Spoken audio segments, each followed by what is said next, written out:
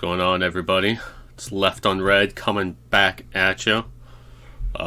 My name is Evan, joined as always by my co-host Cam. Cam, what's going on, bud? Not much. My name's Evan. I'm just here, joined as always by my co-host Cam. And, I'm Cam. Yep. We're doing the old classic switcheroo. Just a bit of classic comedy. Some banters, yeah. One of those comedy jokes. You know, that used to fucking kill in the 800s.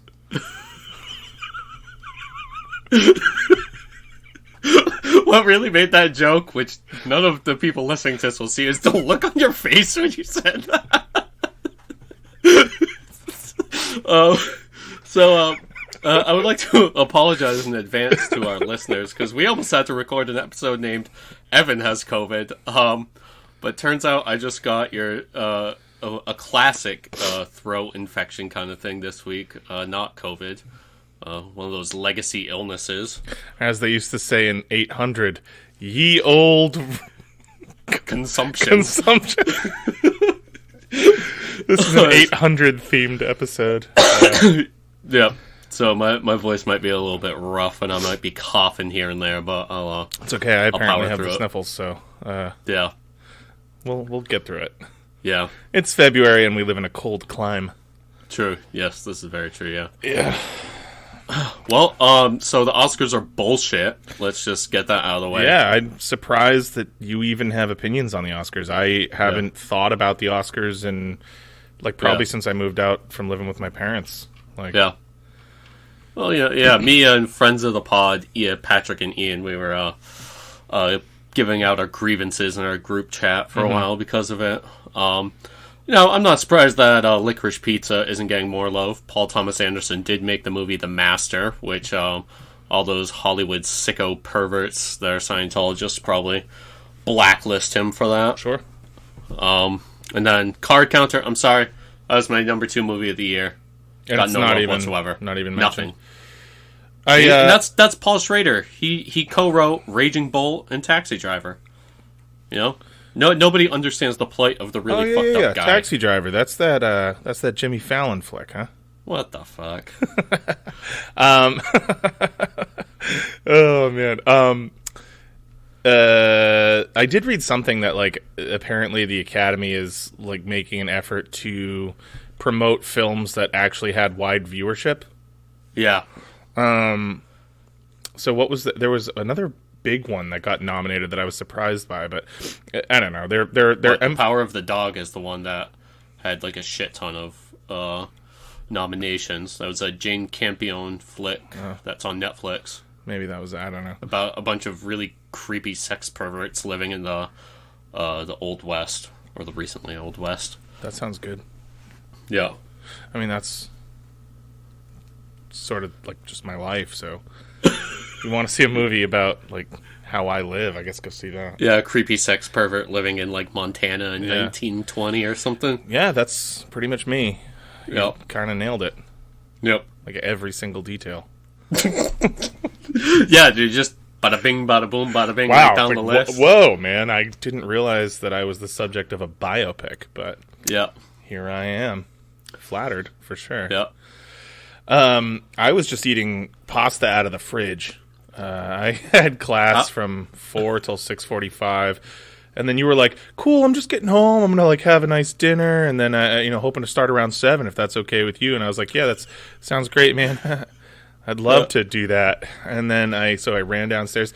Luckily, the pasta was made with my homemade sauce, which is not truly homemade because I use canned crushed tomatoes, but beyond that, it's homemade and homemade gravy. Yeah, we don't call it that, but it's really, really good. So I just had three big twirls. I mean, dude, you really could have requested another few minutes to eat warm spaghetti. Yeah, but then I couldn't have played victim. That's which true. Gets me which is so fucking hard to do. So which is really the sweetest part of that. Yeah. It's way more worth it to not do that and then treat you like it's your fault.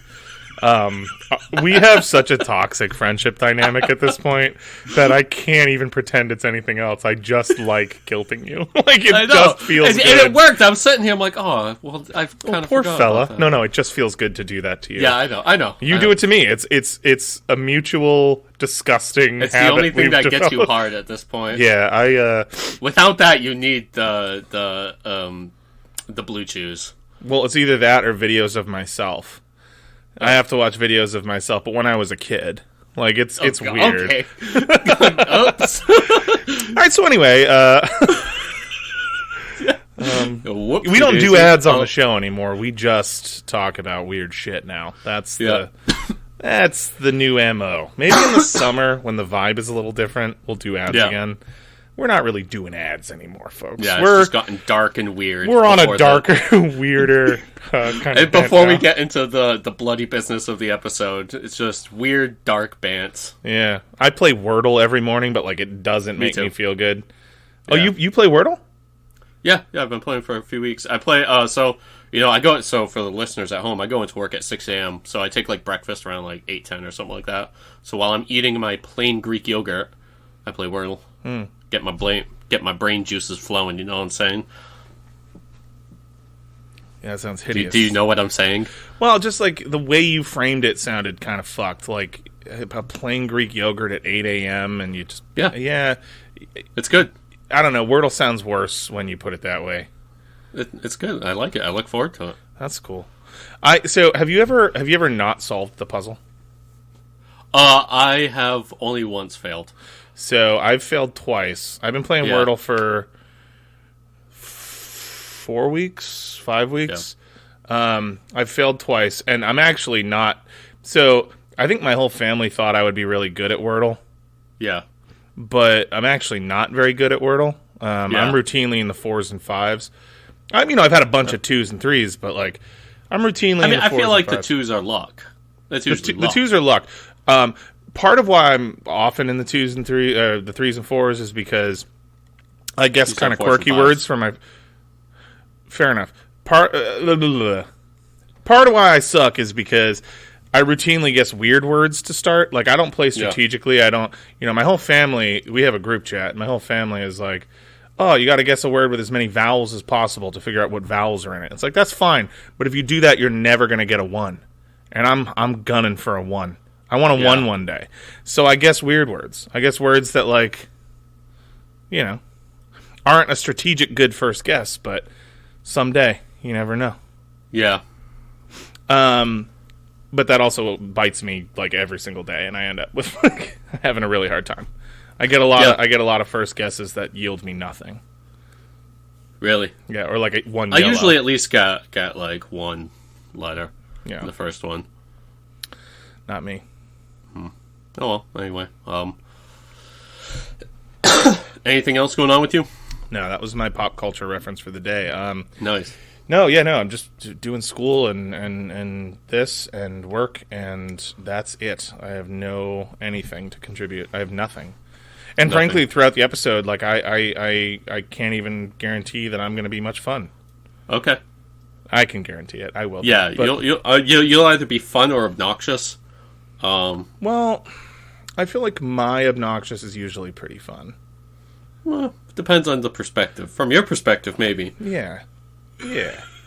And, there was... Not as often from my perspective. There's really only been one episode where I was obnoxious in a way that was detrimental, and I very skillfully edited that out. I'm sure nobody noticed. Skillfully edited that out. I'm sure nobody Hi, I'm Cam, and noticed. I'm fucking wasted. So. Yeah, we did an episode where I was fucking hammered because I don't drink that much anymore, and that's basically... If you haven't noticed by now, I'm not going to tell you which one it was, but it exists. It's on there. I actually don't remember which one it was. Oh, I know. You know? Yeah. Oh, you can say it. If it'll get us listens, fucking say it. Yeah, The Curious Case of Frank Olson. Oh, yeah, so it was in this series. God damn it. Yeah. So yeah, dude, you were your face is like beet fucking red, and you're just like burping and putting your head in your hands. And then the second half of it, I got belligerent, and I started just being like, Evan, you're stupid. Like and then like you had some kind of like sinus thing going on, so like your nose is just like running, and you're just like sniffling into the mic. My nose wasn't like, okay, you're making it seem like my nose was dripping boogers all over my face. No, it I'm wasn't. not saying that. I'm just saying you were just like. Yeah, well, that I live with a sinus thing, so you'll hear me sniff tonight. I don't want you guys to draw connections because it's not that type of night. Excuse me. All right, well, I'm high on spaghetti. All right, well, let's. You want to get into the bloody business of the episode? No, I think we should put it off a little longer. I think that we should really ease them into it this time. Okay, how do you want to ease our listeners into What are we at, 10 minutes now? Let's give it another 15. Okay. No, let's do it. Jesus. This sounds good. Let's cool. Let's do it. Yeah, all right.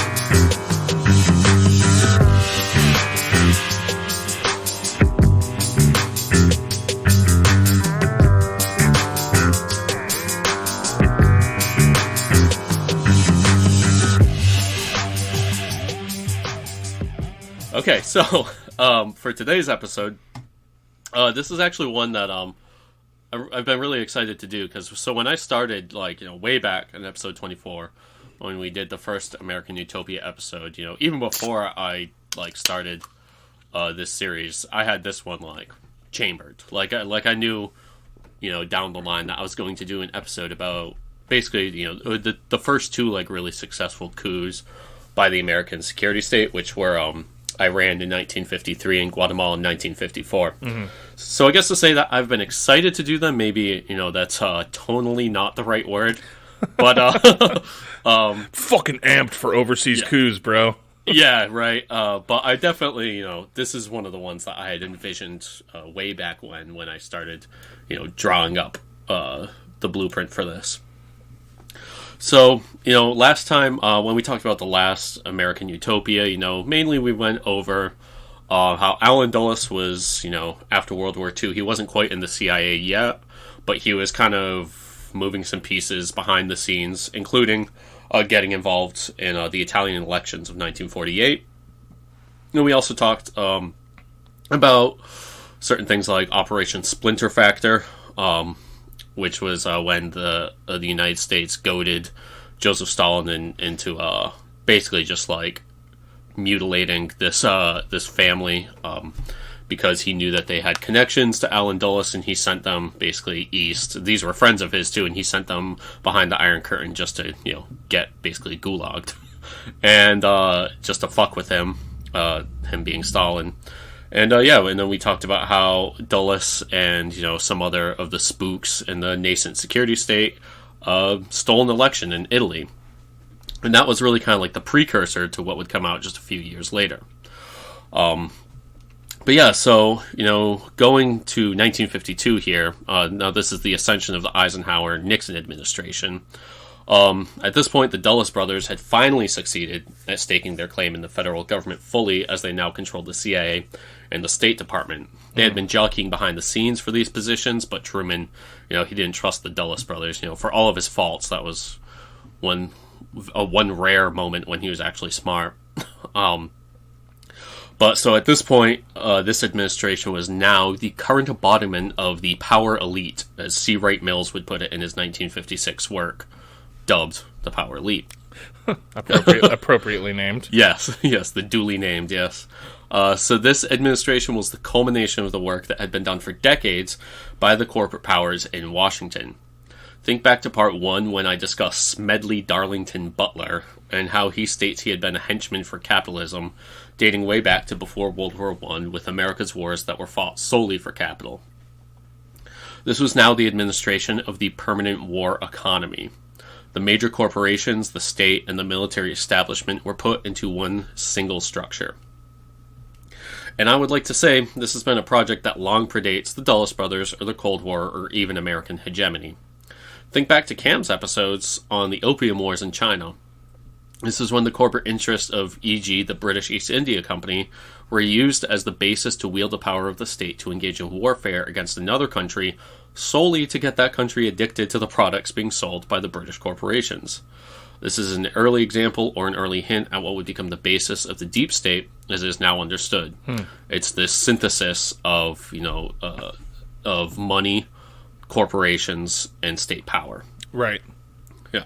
And I mean, you can distill state power into like raw military might. Yeah. You know what I mean? Like, yeah, there's an element of diplomacy there, but yeah, it says, as Smedley Butler says, the henchmen of capital. Right. Yeah. Smedley. We love Smedley. This is such a pro-Smedley podcast. Yeah, dude. We love Smedley, don't we, folks? Don't we, folks? Don't we just love Smedley Butler? Oh, he was so aware. So early. Yeah. So, for the power elite now in charge in Washington, democracy was something to be avoided. They knew what was best. As John Foster once put it, the fact of the matter is that most of these politicians are highly insular and nationalistic, so business people have had to find ways for getting through and around stupid political barriers. So Eisenhower's administration would be filled with the power elite. These are Wall Street bankers, captains of industry, etc., and they all held key positions throughout. So once in office, the Dulles brothers would immediately begin to ramp up tensions in Europe, including using psychological warfare. We should be dynamic. We should use ideas as weapons, Foster would say. Love that. Great, yeah. They're just doing everything right so far. Yeah, dude, they're just the best people you've ever heard about. So one of the more horrifying aspects to this was just how nuclear frenzied the power elite were. It was Foster who coined the term, which I'm sure most of you have heard, massive retaliation, in describing the option of first-strike nuclear war against the Soviet Union. Any Soviet aggression anywhere on Earth should result in a nuclear strike. The argument was even made that a first strike would be cost-effective and let the U.S. off the hook for its now sprawling military presence that was bankrupting the nation. You could control the world on a budget with this one simple trick. I cannot... Military strategists hate him. Yeah, right? So I cannot fucking... in reading all of this shit, I cannot stress enough how fucking rock hard some of these dudes were to just annihilate, like, a third of the life on Earth. Yeah. Like, they were so down to just make the Soviet Union, China, Vietnam, Cambodia, Laos, all of these places completely uninhabitable. Yeah. Just like a smoldering, molten fucking pit. Yeah. They had to be, like, almost, like, restrained, like wild dogs from hitting these buttons. Like, it's fucking insane. There's even one story of Nixon apparently getting wasted one night and ordering a nuclear strike on Vietnam and then, like, passing out and, like, the orders being delayed. They're like, if he makes the order in the morning, we'll do it, but he's drunk. And then when he woke up the next day, he was like, wait, I said that shit? That's I've never heard of that, and so we can't. That's just Evan talking right now. We don't know. Oh yeah, but I want to know about that. That sounds really cool. Yeah, just wasted ordering a nuclear strike. I'm gonna have to look into that. Yeah. I think if you're president, you shouldn't be allowed to drink. Like, you shouldn't be allowed to do drugs. Or if you do drink, it should just be officially clocked out. I guess that's fair. Yeah. You should have like a presidential bib or something that like emits a sort of signal that like blocks all access to everything. I don't know. Yeah. You know, some kind of a lanyard or something that you hook onto yourself when you've imbibed. Yeah. 2 beers. But, I mean, 2 beers is fine. If you have 2 beers and you want to declare nuclear war, that's fine. But more than 2 beers, you got to put on the lanyard. Yeah. So Eisenhower would claim that Foster had a heart of gold when you know him. After the massive retaliation speech. Fucking heart of gold, dude. Sounds like a good guy. So Eisenhower, who was completely beholden to the power elite in Wall Street and Washington, would do their bidding in stacking his administration. Dick Nixon was his VP, a power elite product, as we discussed in Part 3. The Dulles brothers were tapped to head the State Department and the CIA, even against objections by others in the CIA, due to how prone to covert amorality Allen was. What would come of this was something completely different than a democracy. It was a sprawling empire. As journalist David Halberstam put it, a true democracy had no need for a vast secret security apparatus, but an imperial country did. What was evolving was a closed state within an open state. I just love the term covert amorality. Yeah. I know. That is such a nasty, insidious, Describes Allen Dulles perfectly. Yeah, I'm secretly fucked. Yeah. That's just a nice way of saying that. Like, I seem really nice when you meet me. Like, I shake hands and I'm, like, good at a dinner party. I can make good jokes at Thanksgiving and stuff.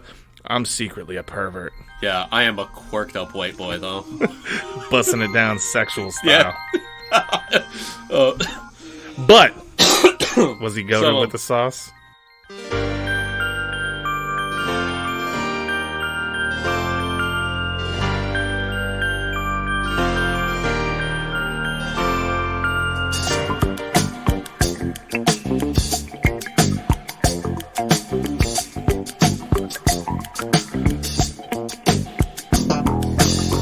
Hello, my love, I heard a kiss from you. Red magic satin playing near too. All through the morning rain I gave, the sun doesn't shine. Rainbows and waterfalls run through my mind. In the garden. Yeah. So I imagine everybody listening to this knows who Joseph McCarthy is and what his story was. I would imagine that a lot of people don't. We had hits in the Philippines today. Oh, yeah, true. You know what I mean? Like, that's... Yeah, I guess not everybody. Most people. Yeah. Most of our American listeners have probably heard of Joseph McCarthy. But even if you have, like, listen, you probably don't know. Yeah. So Evan's going to tell you. He's going to break it down for you. Yeah. So he was an anti-communist crusader operating in the Senate, but a brash outsider that was never in the circle of the power elite. His star burned brightly, but lasted for really only about 4 years, 1950 to 1954. McCarthy was one of the most, I wouldn't really say powerful, but he was one of the most listened to men in the government until he fixed his gaze on the power elite. Dude, when he went after Hollywood, it's like, listen, pal, you're about... Also, he was such a drunk that he was dead in his late 40s from alcoholism. Jesus. Lemmy from Motorhead lived until his mid-70s. Doing meth every day. Yeah, and drinking a bottle of Jack. And drinking a 750 of Jack. Yeah. So, when the Eisenhower presidency began, there were at least 10 separate probes by McCarthy in his Senate Permanent Subcommittee on Investigations, which is quite the name. Mm-hmm. At first, this was useful to the Dulles brothers, hoping to purge all New Deal elements from the government once and for all. Eisenhower fucking hated McCarthy and his antics and his personality, and he wasn't really a fan of any part of him, and he became infuriated as McCarthy held up his appointments in his card-carrying communist charade. So the administration decided to use Nixon, also an outsider, to try and quell McCarthy and his attacking of their Republican allies. Both Nixon and McCarthy were outsiders that would never be fully accepted by the elite, but Nixon was, in two-time presidential loser Adlai Stevenson's words, McCarthy with a white collar. He knew how to please his benefactors in order to move in their circles. So Nixon was able to placate the thrashing McCarthy for some time by dangling political favors, but it was temporary and eventually all control was lost. McCarthy began to accuse people of not just being communists, but gay as well. And his chief gay witchfinder general was Roy Cohn, himself a homosexual whose boy toy David Shine was on his staff. And yes, that is the Roy Cohn who mentored and represented Donald J. Trump early in Trump's career. Oh, that rules. Yeah. I knew that name. I was like, how do I know so this guy? Cohn in particular loved to humiliate homosexual witnesses before the hearings, demanding to know the locations of their encounters and the names of their sexual partners. Yeah, he was into it. Oh my god, that's disgusting. Who and where did they do this? So I know to avoid them. There's so many places. I need to know which ones to avoid. Yeah, right. Wouldn't want to accidentally stumble through that park and find a particular restroom. Which park is this? At what time of night? Or... Just so I know to not walk there. What were their phone numbers, sir? This is for official Senate business. Yeah. So one mainstay throughout all of this was John Foster Dulles, having no idea how to rein in the drunken ramblings of Senator McCarthy and his pack of dogs, baying this way and that about communists and homosexuals taking over the government. He cowered in the corner, scared to stand up to McCarthy, and so it was up to his younger brother Alan Dulles to take him down now that McCarthy was threatening the apparatus they were building. McCarthy decided to attack the CIA, saying it was infiltrated by communists, and his prime target was William Bundy, a Yale skull and bones bred spook who got into intelligence after he got sick of jacking off into Geronimo's skull or doing whatever else it is that secretive Yale society does. Is it Geronimo's skull they claim to have? Yeah, it is, yeah. the sorest winners in history, dude. Like, was W a skull and bones? Yeah, and was, HW, right? They were both. Yeah, all of the Bushes are, yeah. Oh, so William Bundy was the older brother of the guy I mentioned last week, George Bundy. William and then McGeorge. Yeah. Yeah. So he's my personal favorite. Did I ever tell you the story? Not to take a sidetrack, but just to add a little flavor to how shitty it is to have a second kid with a way worse name. I work with a guy who was telling me a story about going to his... I know this one. You know the story? Yeah, tell it for the Should I tell it? Yeah. That's not like too incriminating, right? We can tell the story. No. So it's the breakfast food named kid, right? Yeah, I mean, right, if they ever hear this, they might know, but it's also like you deserve to feel ashamed. Yeah. So a buddy of mine was dropping his niece off at school, and when he gets there, she's like, Uncle, can you come in with me? And we learned how to write our names. This is like preschool. And she's like, we learned how to write our names. I want to show you my name. And so he says to the teacher, like, is that cool? You mind if I come in? And she was like, yeah, of course. Yeah. So he goes in and he's looking at all, the wall where all the kids' names that they've learned how to write are hung up. And he sees her name and he sees a bunch of other names. Yeah. And then he catches one and he's like, what? He goes to the teacher. He's like, what? I noticed that one of the names is Pancakes. And so she says, yeah, that's one of our students. And he's like, is that like a nickname? And she's like, listen, like, it's not really funny. So anyway, it's nice to see you. So he leaves. But as soon as he leaves, he's like, I got to get my sister-in-law on the phone right now. So he calls his sister-in-law and he's like, okay, I just dropped my niece off at daycare. And what's up with this kid named Pancakes? The teacher didn't seem really impressed with me. And she goes, yeah, it's not a joke. There's a little girl in the class whose given name is Pancakes. Like a poor kid. And so she's like, yeah, so growing up, she has an older brother, and her parents used to call the older brother Pancakes as a nickname because he loved pancakes and just sort of became his nickname. And that's such a fucking crazy reason to name their second kid. And so when they had their second kid, they thought it would be cute to name her Pancakes. And he was like, you know what the older brother's name is? It's John. And I just find that so fucking funny. These fucking assholes. I know. A kid named it's John. not even a good reason to name your kid something like that. They're just like, no, honestly, fuck well, their sibling likes pancakes, so we named this fucking asshole Pancakes. Fuck the second one. We want that one to get bullied, so. Yeah. Yeah, it's just like deciding that one of your kids is going to have a worse life than the other. Yeah. Can you imagine just like at birth being like, yeah, I don't want you to have any legs up. We want that first one to really thrive. So yeah. Anyway, that's the story. That's the whole story. Sorry to derail you. I just thought that was important. No, that was good. That's a very good aside for William and McGeorge Bundy. McGeorge will become a player when the story focuses to JFK down the line. But is that in this episode? Or are you talking about like part 7 and 8? Well, it won't be American Utopia once I get to JFK, but... Okay. All right. Yeah. The Bundys were Alan Dulles' men through and through, which is something that you should remember about McGeorge. And McCarthy hoped to make William Bundy his Alger Hiss. Recall that Hiss was the man that Nixon smeared into obscurity in part 3 during the Pumpkin Papers episode. The Pumpkin Papers. Yeah. God. So here is where we also start to see another aspect of this deep state power elite. The power struggle in the competing factions. Sorry. The Pumpkin Papers. The Squash Dossier. Sorry, I don't know why I thought that sounded so funny. No, that's pretty good. All right, so the power struggle in the competing factions. So J. Edgar Hoover was to the FBI as Allen Dulles was to the CIA, and the two fucking hated each other and each other's agencies, always accusing the other of stepping on their toes. I've been waiting to see, like, this is almost like Godzilla versus King Kong. I've been, like, wondering if we were ever going to find out, like, what J. Edgar and Allen Dulles thought of each other. They probably wanted to fuck wicked bad. Okay, so... Okay. That's already... already...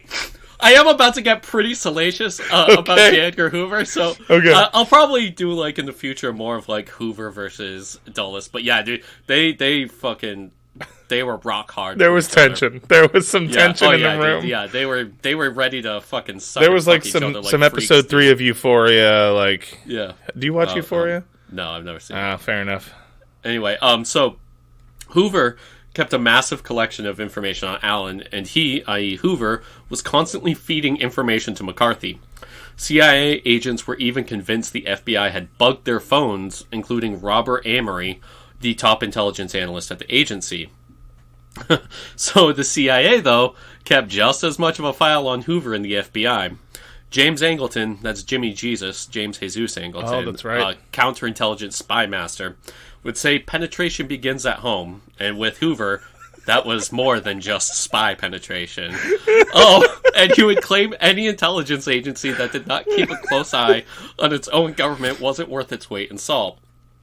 Among the compromising info on Hoover was the fact that he was a homosexual, which was something of an open secret, but that Angleton actually had physical evidence in the form of a picture showing Hoover performing fellatio on his FBI deputy Clyde Tolson, just taking it right to the hill. Is that when he was in, like, a big dog costume, or was that...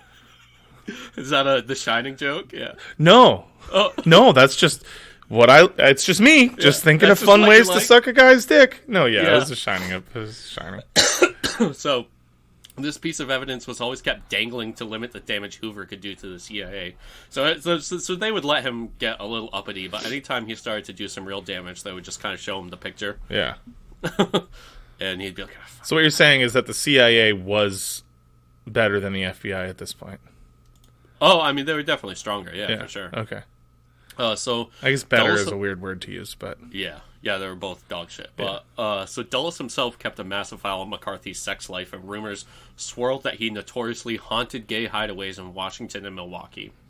McCarthy's midlife marriage was often thought of as a beard.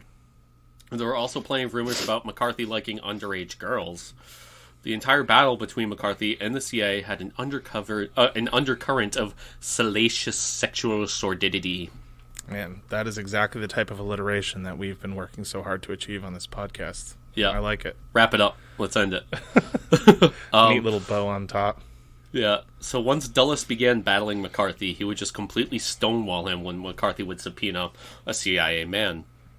This being something of a constitutional crisis. Something of one. McCarthy demanded on the Senate floor that Dulles himself appear before the subcommittee owing to this blatant violation of the law, and Dulles simply said the CIA could not be investigated because of the sensitive nature of its work. Yeah, that rules. I love that so much. Yeah. Sorry, but what we do is just, like, too important and secret. Like, you can't... Yeah. I'm sorry, but... Fuck off, loser. Yeah, dude. Like, we're just doing top secret shit. Like, no girls allowed. You know what I mean? Yeah. Gross. Get rid of smelly girls. So Eisenhower and Nixon worked to smooth over this loss for McCarthy, who would claim that he and Dulles had come to an accord. And then Dulles made sure his friends in the press corps twisted the knife and made a huge stink about McCarthy's humiliating loss. Dulles would fucking collect newspaper clippings of his victory like a serial killer. Oh my god. Yeah. I was like jerking off to the thought of letting his baby sister drown. Oh god, yeah. Good callback. Listen to part 1. Yeah. So I think that was part 2. Damn, we didn't get to that till part 2? Yeah. So for his part, Dulles became a champion of both conservatives and liberals in the agency. Liberals especially because they were so often under attack by the red baiters in McCarthy's camp. And McCarthy would never recover from this. After losing to the CIA, he tried to take on the agriculture department, and then the army, failing at both with the latter being his end. The showdown with the army was televised while McCarthy was fuming and storming left and right under the lights, sweating like a whore in church because he was probably fucking wasted or, trying to work one off. Boston attorney Joseph Nye Welch uttered his fatality to McCarthy. "Have you no sense of decency, sir? At long last, have you no sense of decency?" In the 1950s, this was the most brutal takedown you could say to a person. Like, this is just fucking absolutely washed. I feel like that's paraphrased. I bet in person he was like, "Dude, what the fuck? You fucking gay and drunk, dude?" Yeah. Are you fucking gay and drunk, guy? Listen, dude, you're gonna stand here in front of me, fucking Boston attorney Joseph Nye Welch? Yeah. You mean to tell what are you, fucking gay and drunk, Joseph dude? fucking Nye Welch, guy. Listen, man, I'm just saying, there's fucking photos. I've seen them. You're fucking gay, and you're fucking drunk, dude. You made me spill my fucking Dunkins, dude. You're fucking gay. Bro, I'm sorry. You're fucking gay, you're fucking drunk. Yeah. Two things, Leahy. Put on some fucking pants and fuck off. Dude, one of the funniest bits from late Trailer Park Boys, which is not good Trailer Park Boys, but when he gets the breathalyzer, and he's like, "I just know exactly when I need a little top off, okay? I'm not the liquor anymore. I'm on top of the liquor. Look at that. 1.8. Time for a little drinky poo." Or 0.18, rather. Yeah. All right, so McCarthy was destroyed in the eyes of the public. The Senate voted to censure McCarthy in 1954. By 1956, he was drinking a bottle of hard liquor every day and was called a, quote, sick pigeon by those close to him. He was seized by delirium tremens while visiting home in September 1956 and thought fucking snakes were flying at him. He was dead by May of the following year due to liver failure at the age of 48. And for the remainder of the Eisenhower era, no one could touch Allen Dulles. Damn. Yep. He met an unsavory end. Yeah, fucking snakes flying at him. Yeah. This sounds pretty bad. I mean, I see that. You don't see that? Well, yeah, if I haven't had my medicine, I see that.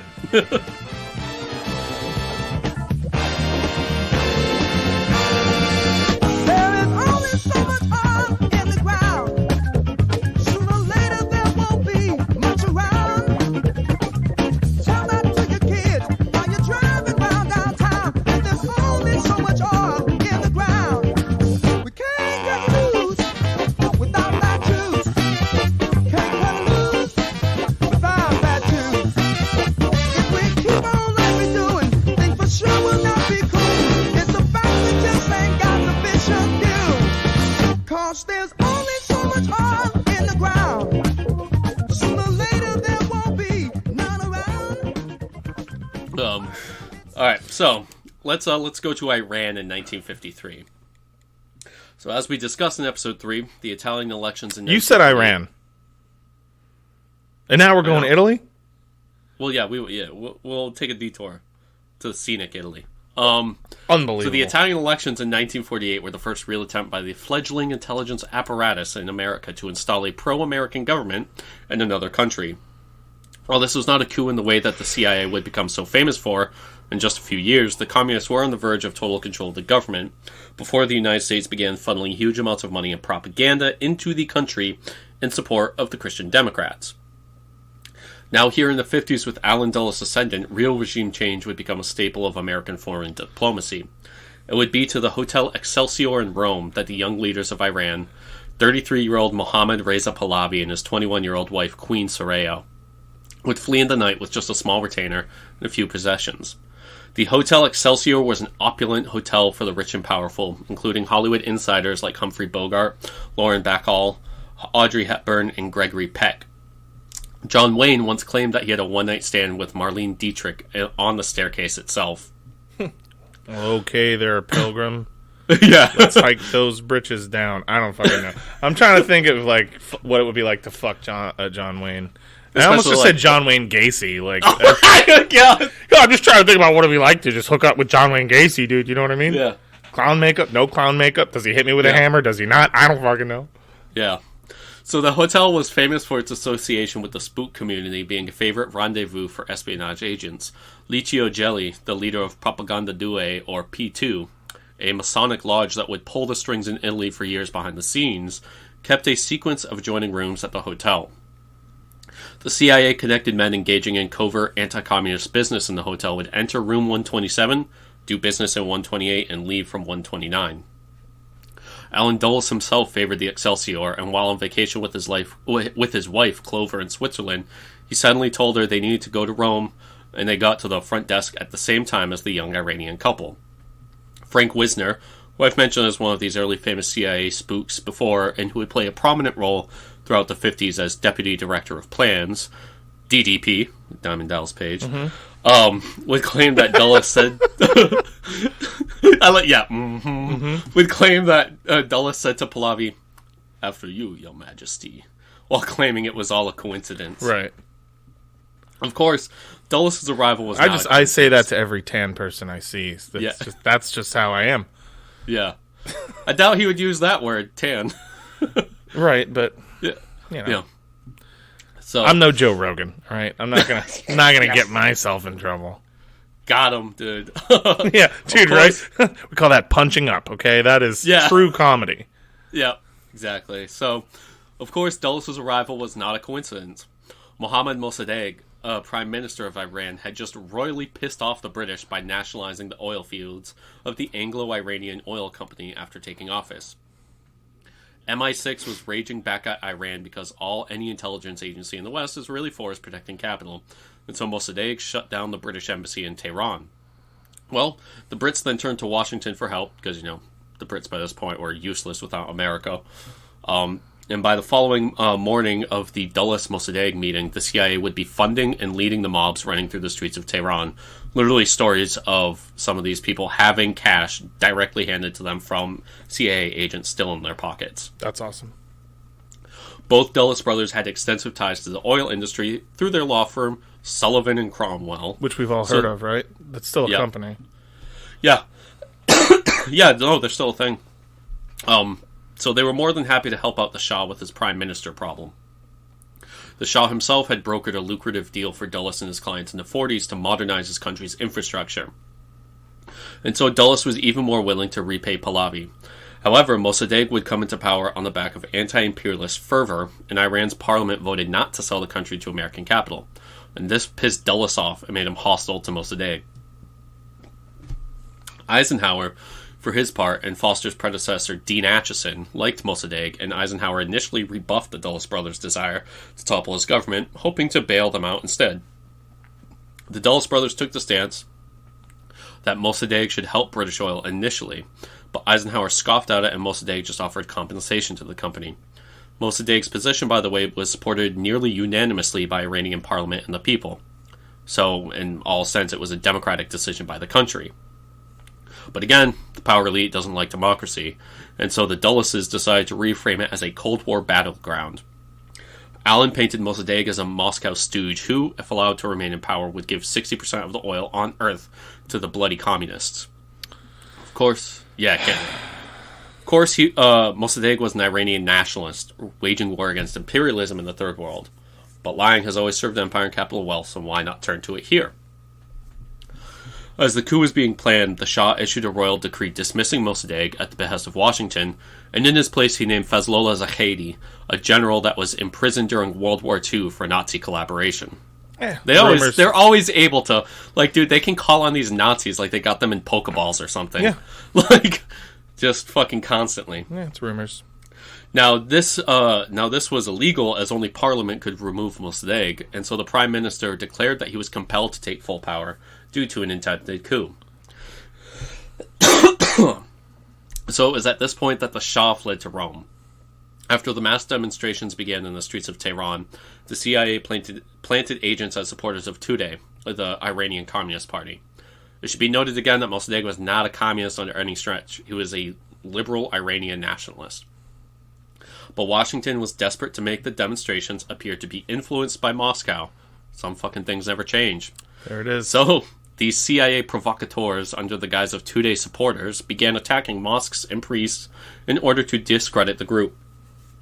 This would become a tactic especially deployed, in far deadlier terms, during the Italian years of lead, where CIA-financed provocateurs pretended to be left-wing groups and commit terrorism in Italy. And that's going to bring back that group I mentioned before, Propaganda Due. So the Dulleses tapped Kermit Roosevelt Jr., Teddy's grandson, to lead the coup, and he drew up the plan. I just love that his name was fucking Kermit. Yeah, I've always wondered, is Kermit a nickname? Or is Kermit just a name? No, Kermit is his real name. He went by Kim, but his real name was Kermit. His given name was Kermit. Yeah. And I guess that name just died out because of Kermit the Frog. Like, it's just too... It's like you can't name your kid Elmo either. Yeah. Or Big Bird. Yeah. Yeah, Big Bird's out of vogue. Yeah. Out of circulation. Yeah. They had to pull that one. Here's back my in the kids, 90s. Big Bird and Snuffleupagus. What? No, I've never seen the Muppets. What is that? What is that? Sesame Street? Anyway, who fucking cares? On with the show. Yeah. So this coup, led by Kermit Roosevelt, was brutal and efficient, and Foster had claimed, so this is how we get rid of that madman Mossadegh when he saw the plan. Fucking mad. Who's the madman here? You fucking, like, God. But it would be the Dulleses and Roosevelt who showed no humanity. Anyone loyal to Mossadegh and the government was kidnapped and murdered. The corpse of a general loyal to Mossadegh was mangled and dumped on the roadside outside Tehran as a message. How dare you prevent American and British capital from raping your country? Either bend over or we'll kill you. So on August... I've said that myself, and I think most of us have had those moments. Whomst amongst us. As in had a moment.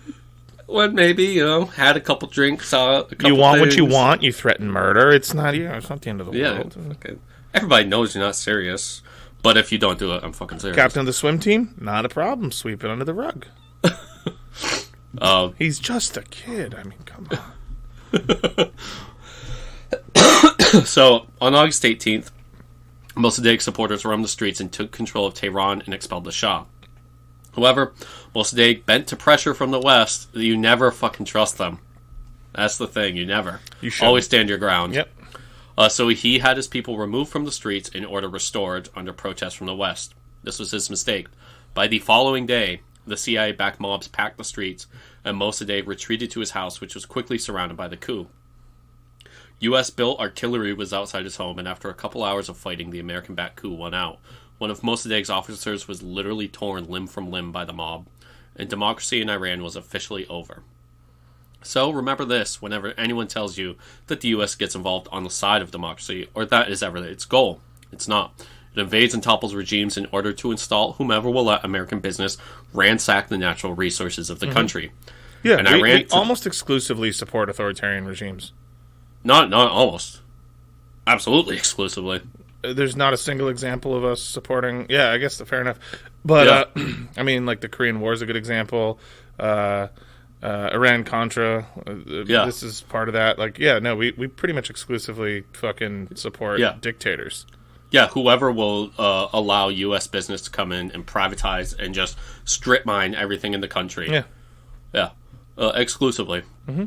And you know what? To this day, Iran is still a thorn in the side of the U.S., and all because they want to protect British oil profits. Yeah. And that's also a theme in this. The next one I'm going to talk about, Guatemala, same thing. Yeah. You know what I mean? Like, we're still... Like, the world that we live in today was built by these movements, like, by these events. Right. And that was why it was so hysterical when the U.S. decided to turn on and go after Saddam Hussein, because... We had funded him for years. Exactly. Right. Like, we, propped him up and put him in... Specifically because this happened... Yeah. No, I'm sorry, not because this happened, because the Islamic Revolution happened in Iran, and we were like, well, we need somebody over there. And so, we just, funded the Ba'ath Party. The Ba'ath Party. But, so, the Shah, for his part, was, according to Roosevelt, a wimp, who was scared to remain or re-enter his country with the chaos unfolding. So he went on a shopping spree down Via Condoni and dropped in and out of the Gucci, Dior, and Hermes showcases while Tehran burned. Dulles would then work overtime to stiffen up Shah Pahlavi and get him back to Tehran to take power, although Soraya would remain behind for a bit. She would turn out to be infertile, however, and just a few years later would be divorced by a weeping Pahlavi as she settled back into life in Italy and even had a brief film career. The CIA would generously spread money around in Tehran to make sure the Shah was greeted warmly on his return. Among those in the American power elite that aided and benefited from the coup was the Rockefeller family, they're always in the middle of all this shit, who controlled Standard Oil, now Exxon, and Chase Manhattan. Standard Oil wound up being a member of the consortium that would take control of the Iranian oil after the coup. In return, the Shah would deposit huge amounts of his personal fortune in Chase Manhattan, and the Rockefellers would get contracts for housing developments in Iran. Yep. All seems good and proper to me. Yep. That's just doing business. We're on the side of democracy. We spread democracy. One and two and a 1, 2, 3.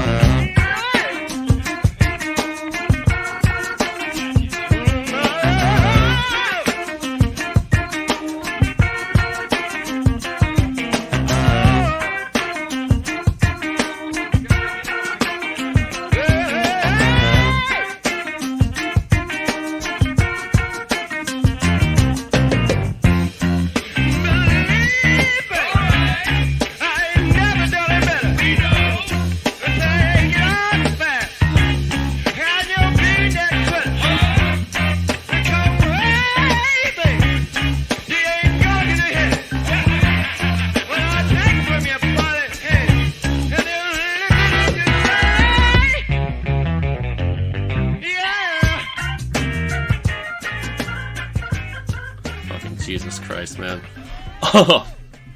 So, after Iran, Dulles was positively giddy with what he had accomplished and was supposedly over the moon with the thought of engineering a coup himself, and wouldn't jump at the chance to do so.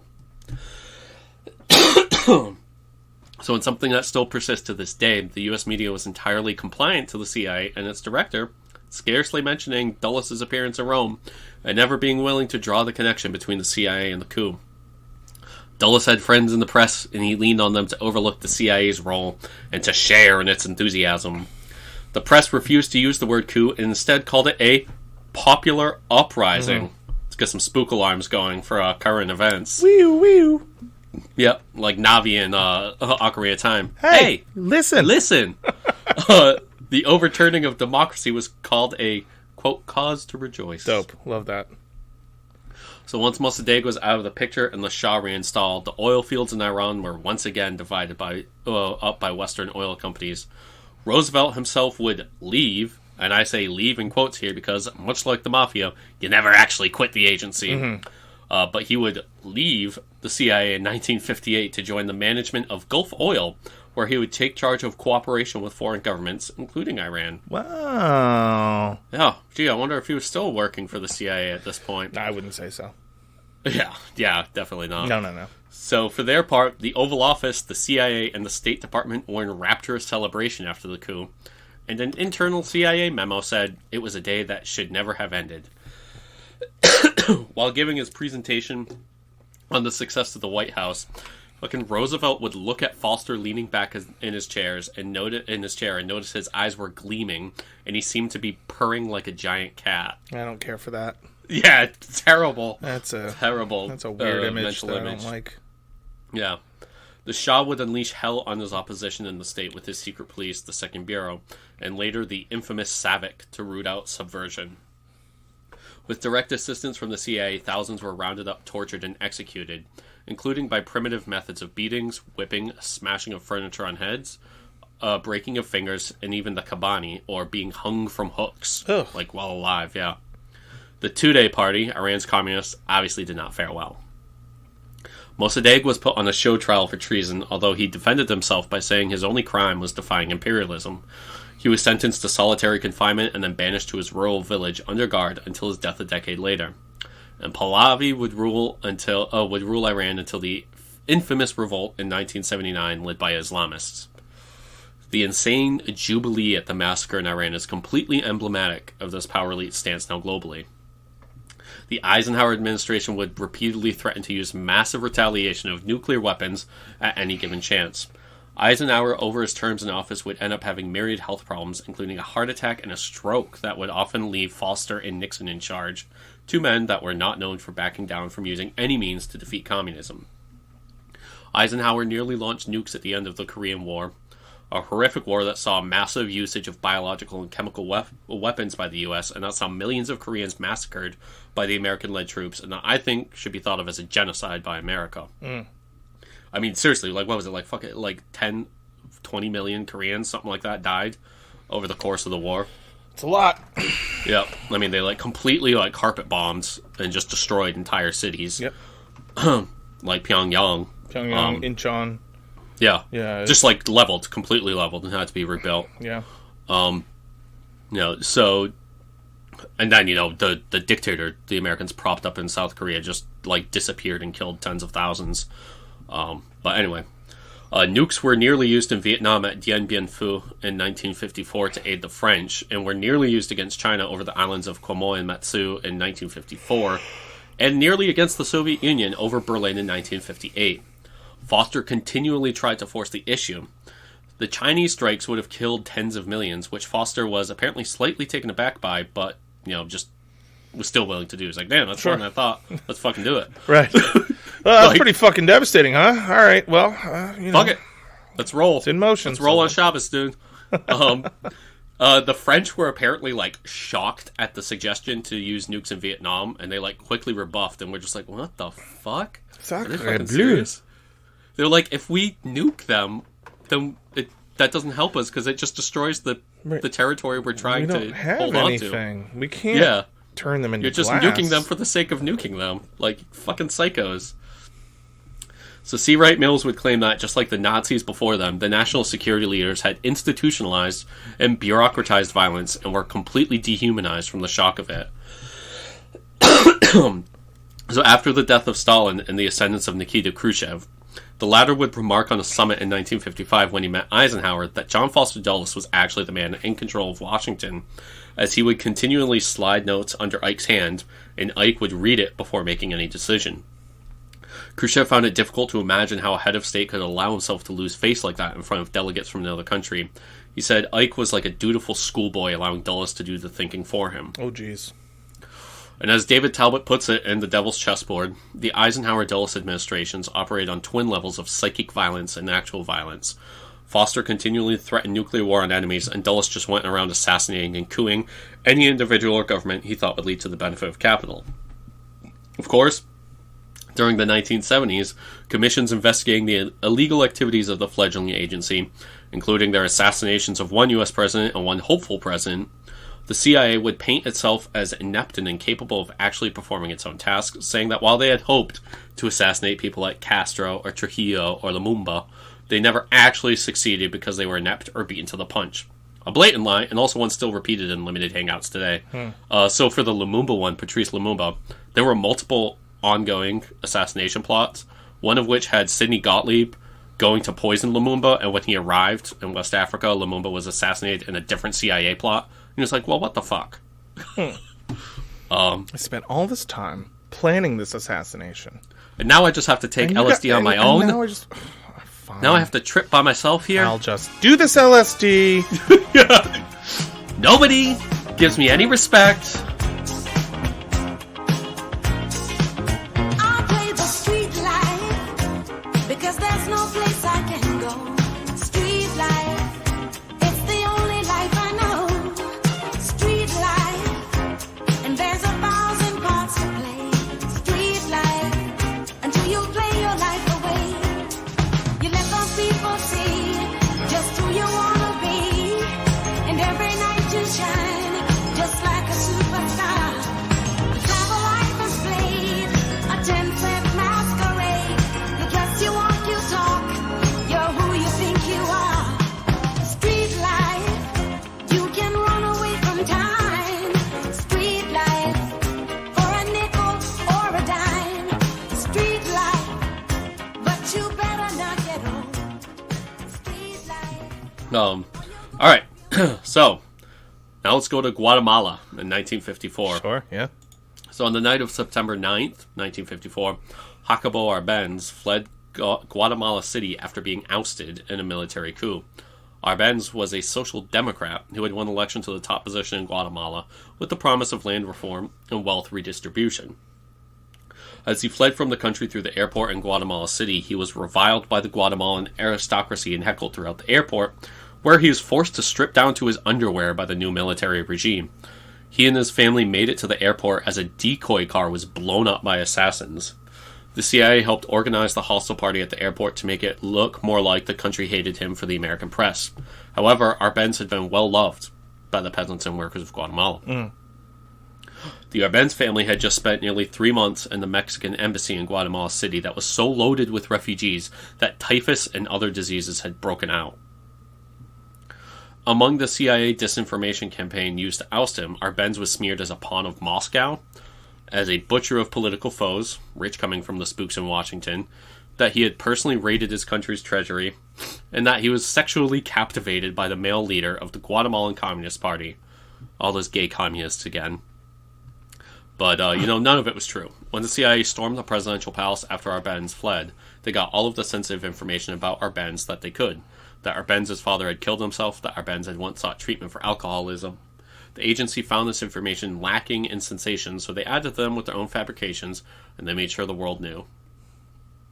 Guatemala itself was bewildered by the response of the United States to its modest reforms. The country appealed to the UN, the Organization of American States, which, as I outlined in episodes 15 and 22 of this podcast about modern Peru and Bolivia, is an extension of Washington. They appealed to other countries individually, the world press, and Washington itself, believing this must all be some mistake. The Soviet Union did not even have an embassy in Guatemala, but, according to the McCarthyist rhetoric of the time, the absence of a relationship is just all the more evidence that there is one, because they're fucking hiding it. God, fucking idiots. So the astute listener may even draw parallels of the U.S. blatantly lying about Moscow's desire for invasion or control of another country to current events. Maybe. So as Arbenz fled throughout the West seeking asylum, he was continuously tailed, treated with hostility, and had obscene demands thrown on him, like renouncing his Guatemalan citizenship. Finally, he fled behind the Iron Curtain to Czechoslovakia and then the Soviet Union. Going to the only part of the world that would peacefully accept him, as I'm sure the US and its allies wanted, led of course to the press claiming that this was always where Arbenz wanted to go, being a Bolshevik and all, even though he was only ever a social democrat. Right.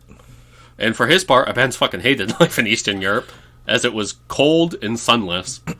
And so finally he was able to go to Uruguay, but he had to live completely anonymously until 1960 when he went to Cuba after the revolution. Even there, though, he was haunted by his failures in Guatemala, as what happened there was used as a cautionary tale to the young communist republic in Havana. Arbenz's daughter would leave Cuba and move to Paris to marry a matador, but the love affair came to a tragic end in 1965 when the 25-year-old Arabella Arbenz shot herself in the mouth after an argument at a cafe in Bogota, Colombia, with the matador. 6 years later, Arbenz himself would suffer a strange death under suspicious circumstances after climbing into a scalding hot bathtub at the age of 57 and either burning or drowning to death. The family believed it was a CIA assassination, and I gotta say, it stinks. So the reason for the coup in 54 is simple. Arbenz went against Washington and its business partners, especially the United Fruit Company, today known as Chiquita Banana, with the cute little logo on the banana. Yeah, which is Carmen Miranda, who it's based on. I think it's Carmen Miranda. Yeah, anyway. I'm not sure. I'll take your word for it. When he pushed his land reform bill through, 70% of the land in Guatemala was owned by 2% of the landowners. And this is in a farming country. Right. So the United Fruit Company basically ran the country like a colony under the dictatorship of Jorge Ubico, who would quite literally rope together peasants to work the land under debt slavery as if they were livestock. He would yoke people. Arbenz had been a leader in the revolution that ousted Ubico. Once he was president and instituted his land reform, just like Mossadegh in Iran, Arbenz had offered to repay the United Fruit Company for seized land, and he did not even seize all of it. Anything under current cultivation was still the company's, so it was the uncultivated land. Still, this was too much for the company, who asked for $16 million for the land seized, but was countered with $525,000 by Guatemala, the exact figure the company valued the land at for tax purposes. So United Fruit was basically a state within a state in Guatemala. They owned the telephones, the only major Atlantic harbor, they monopolized the banana exports, and they owned nearly every single mile of railroad track through a subsidiary. That's awesome. And United Fruit, baby. Yeah. And in the United States, it was part of the power elite through and through, being completely tied into the State Department, Congress, the UN, and Eisenhower personally. Oh, and guess who represented them as lawyers for Sullivan and Cromwell? That's right. Did you guess the Dulles brothers? Because you're correct. It's a good guess. I did guess it. Yeah. Pat myself on the back for that. Congratulations, Cameron. Thanks, man. I had a feeling. I just had a feeling. Yeah. So the administration began labeling Guatemala as a Soviet beachhead and said they were imposing a communist-type reign of terror on the people. At first, they offered Arbenz $2 million to fuck off. Leahy, I'm going to give you $100 to fuck off. He said no. Then they threatened him physically, and he said no. So there was only one other step to make. The U.S. sent mercenaries into the country to haunt it and bomb the capital. The operation was initially staged in Florida and then sent through Nicaragua. They bribed army officers and spread propaganda to neighboring countries, building up support in Honduras and Nicaragua against Guatemala to scare the military into abandoning Arbenz. Arbenz was not willing to lead a guerrilla resistance, and so, as the troops bore down on the capital, Arbenz gave a radio sign-off speech to the people that the U.S. jammed. Now, while there were troops in Guatemala outside the capital, the U.S. intentionally obfuscated the size by sending out transmissions in Guatemala and Guatemala City that a massive force was bearing down on the capital. This was used to scare Arbenz and the people, and it worked. However, it was a massive embellishment of the actual invasion force, and the same tactic would be used during the Bay of Pigs in Cuba, but Fidel Castro had learned from the mistakes of Arbenz. E. Howard Hunt, a name that will appear in the future during the Watergate scandal, again, spook alarms, led this disinformation campaign aimed at making it look like the infrastructure of Guatemala was crumbling. So the code name by Dallas for this coup was PB Success, and they celebrated once again in Washington. They would call the coup a bloodless victory, but what followed was anything but. At the time of the coup, Guatemala was a nation of 4 million. After 4 decades of rampant torture, violence, and death squads roaming the country, 250,000 would lie dead. The dictator who took over was Castillo Armas, just the first in a long line of blood-soaked dictatorships in the country. The United States, from 1960 to 1990, would kill more people in Latin America alone than were killed in the entirety of the Soviet bloc in the same time frame. And yet it is the communist regimes that were called bloody and repressive, and that must be stopped by any means necessary. Yeah, I mean, the Cold War is good for business. Yeah.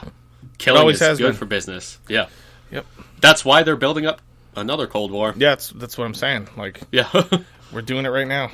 It's good for business, man. Yeah. I mean, that's why when the Cold War ended, it became terrorism. Yep. And now that terrorism's kind of over, it's out of vogue. It's not in vogue anymore, yeah. It's a little garish now. People are thinking about China, but I feel like most people realize China's like a little too scary, so like... Yeah. Well, they're building up another Cold War in China and Russia. I know, that's true, but it's like... And the thing is, them building up another Cold War in Russia, that tells you all you need to know about what America actually thinks about communism. And also that they're building up... Well, it was never really about communism. It was about them not being able to work with the Soviet Union. Yep. And you notice how they were fine with China until China started reinstituting socialist programs. Mm-hmm. And then all of a sudden now they were a problem. Yep. Anyway. Yeah, so the plotting of the coup actually began way back in January of 1952. And early on, Washington had compiled a list of the members of Arbenz's government that they wanted to assassinate, although they wanted to leave Arbenz alive for optics. There was even a 19-page CIA memo detailing how best to assassinate foreign leaders. There was a brief clause in it. Murder is not morally justified. Persons who are morally squeamish should not attempt it. It did specify that the best way to kill was to sever the spinal cord in the cervical region, and it listed many desirable weapons to use. So the government of Castillo Armas did what every Washington-backed government does after a coup. Round up and kill thousands of people with left-leaning tendencies. People that thought the workers and farmers should own the goods they produce. Terrible people. The CIA helped build a list that amounted to fucking 10% of Guatemala's adults. People that were subversive to the government. This put, Sulla to shame. Yeah, absolutely. I mean, the level of conscriptions is crazy. Yeah. So the fascist... I mean, yeah, it was like in Indonesia when they killed 1 million people. Conscripted 1 million people. And that was in the 60s. So the fascist government openly promoted vigilante violence. There was a famous massacre of 1,000 peasants by Guatemalan soldiers who were effectively owned by United Front and who lined up and machine-gunned the peasants into trenches at a plantation. Armas would be assassinated by one of his guards, and a succession of violent fascist leaders would follow. One even said, "If it is necessary to turn the country into a cemetery in order to pacify it, I will not hesitate to do so." Remember this when American politicians talk about illegal immigration and not letting immigrants into this country. I believe it was VP Kamala Harris who had a nice meeting in Guatemala about a year ago where she told anyone thinking of emigrating to the United States, do not come. Yep. Do not come. Yep. So I'd like to read a brief excerpt from, I guess at this point I'll say my main sources for this episode. Once again, The Devil's Chessboard by David Talbot. Excellent book. Killing Hope by William Blum. I used a very tiny bit of C. Wright Mills, but usually through other works. And then the statistic I gave about the 1960 to 1990 deaths in Latin America versus the Soviet bloc is from The Jakarta Method by Got it. Vincent Bevins. I gotta read The Jakarta Method. Yeah, and then he quotes that from some Cambridge journal. Which, if it's a Cambridge journal, which is very pro-West, you can believe it. If it's going to paint the West in a bad light. So I'm going to read from the from Killing Hope by William Blum, just a brief section at the end of his part on the Guatemala coup. Thus it was that the educated, urbane men of the State Department, the CIA, and the United Fruit Company, the pipe-smoking, comfortable men of Princeton, Harvard, and Wall Street, assured each other that the illiterate peasants of Guatemala did not deserve the land which had been given to them, that the workers did not need their unions, that hunger and torture were a small price to pay for being rid of the scourge of communism. The terror carried out by Castillo Armas was only the beginning. It was, as we shall see, to get much worse in time. It continued without pause for more than 40 years. Yeah, I mean, sounds about right to me. Yeah. You know, sucks Gotta to suck, protect those Guatemala, profits. but looks like you're going to have 40 years of bullshit. Yeah. Dude, that was a hell of a story. Yeah. But yeah. The Guatemala and Iran, those were the first two big ones. Yeah. Yeah, it would get much worse. Really? Indonesia being the real pinnacle when, they killed 1 million people in Indonesia to stop the communists. Jesus. Yeah. Did they at least, try to figure out who was a communist? Or was it just, by communist, I mean, anybody with even whose family member had ever been friends with a communist. That's how you kill 1 million people. Yeah, they're pretty vague associations. Here's the thing. Look at Indonesia now. Not communist. Yeah. Scared 'em Virulently anti-communist, as a matter of fact. Yeah, they got not the big point fans. across. Well, yeah, when there's an entire history of if you even talk to a communist, that you get disappeared and thrown into a fucking mass grave. Right. Gonna think that you're gonna try to avoid it. Sounds about right. Yep. That was an awesome one, man. Thank you. That was really good. Yep. Trust me, it only gets more bleak from there. I'm excited. Yep. Because here's the thing. I love this level of bleakness. This dystopian, world is ending nonsense. When you find out that it's our own government doing it to ourselves, and just selling our citizens away, it's it's awesome. I love it. Just murdering tens of millions of people globally. And just if I to see protect anybody that not, capital. when I see people not flying the American flag, it makes me want to fucking burn their houses down. Yep. So Sure that's does. just me. Yeah. That's just me.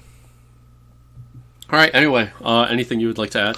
No, I don't think so. That was pretty comprehensive, and no, I don't think I have anything else to add. All right. Well, folks, please, as we always say at this point, rate and review us on your app of choice, Spotify, Apple, whatever. It really helps with the algorithm. Please tell people about us, your friends, your family, your loved ones, your your neighbor that you hate, anybody, yeah. I don't know. I'm Evan. I'm Cam. Yep. Been joined by Cam, and I guess we will see you next time. Yeah, absolutely. On Left Unread. Yes. That's our See show. ya. That's us. Yeah, ain't nothing.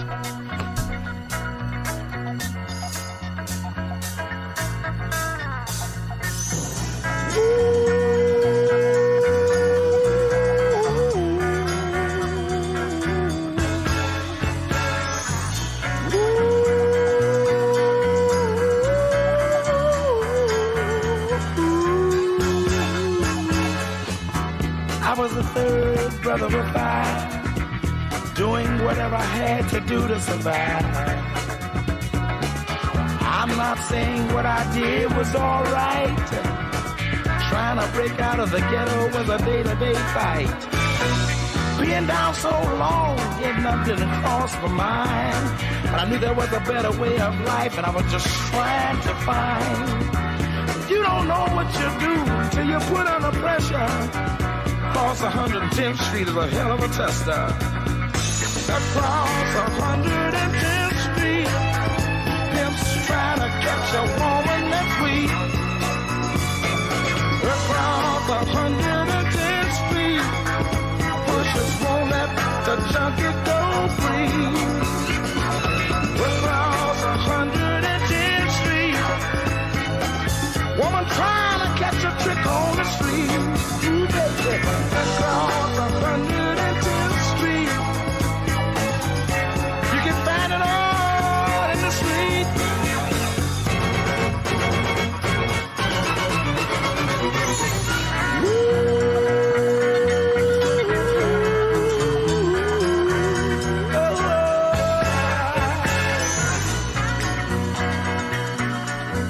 One more thing I'd like to talk to y'all about right now.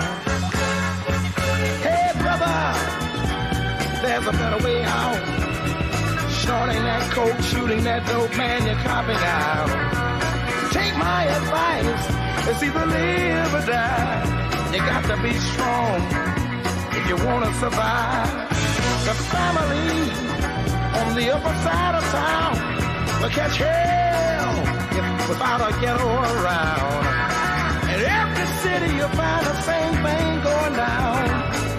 Harlem is the capital of every ghetto town. Let me sing it. Across 110th Street, pimps trying to catch a woman that's weak. Across 110th Street, wishes won't let the junkie go free.